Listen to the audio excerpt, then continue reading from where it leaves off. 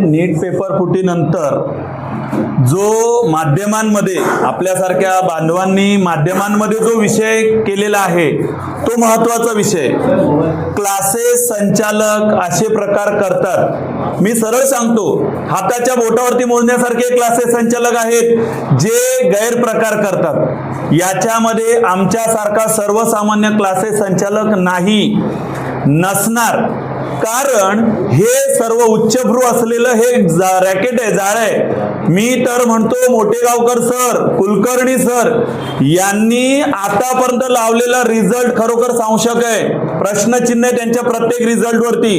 मी म्हणतो गेल्या 10-15 वर्षातला त्यांचा रिझल्ट, कारण की कालचीच एक मी बाईट पाहिली, त्याच्यामध्ये स्पष्ट एका शिक्षकांनी सांगितलेलं आहे, त्यांच्या सहकार्याने सांगितलेलं आहे 2002 मध्ये त्यांच्या विरोधात मी तक्रार दाखल केली होती। 2002 नंतर आज 2026, आज 14-15 वर्ष झालं त्या व्यक्तीने जर अपील केलेली आहे, त्यांनी जर ऑनलाईन कंप्लेंट केलेली, केंद्र शासनापर्यंत त्यांनी फॉलोअप घेतलेला आहे, त्यांच्यावरती कारवाई का नाही केली? मला काल समजलं की काल त्यांचा क्लासेस पुन्हा चालू करण्यात आला, मोठेगावकर सरांचा। कोणत्या धर्तीवरती त्यांचा क्लास चालू केला गेला?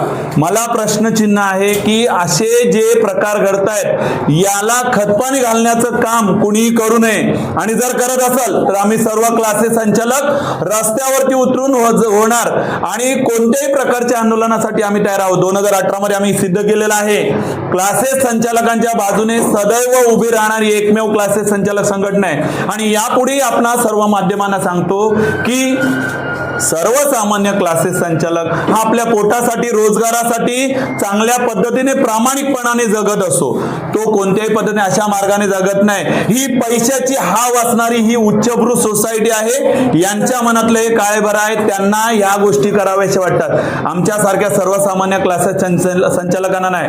आणि आम्ही 2018 प्रमाणेच या वेळेला सुद्धा मोठ्या प्रमाणात आंदोलन उभारणार आहोत। राज्यातील 9च्या 9 संघटना एकत्र करून त्याची शिखर संघटना बनवली ना, त्या शिखर संघटनेचं खजिनदार पद आपल्याकडे आहे।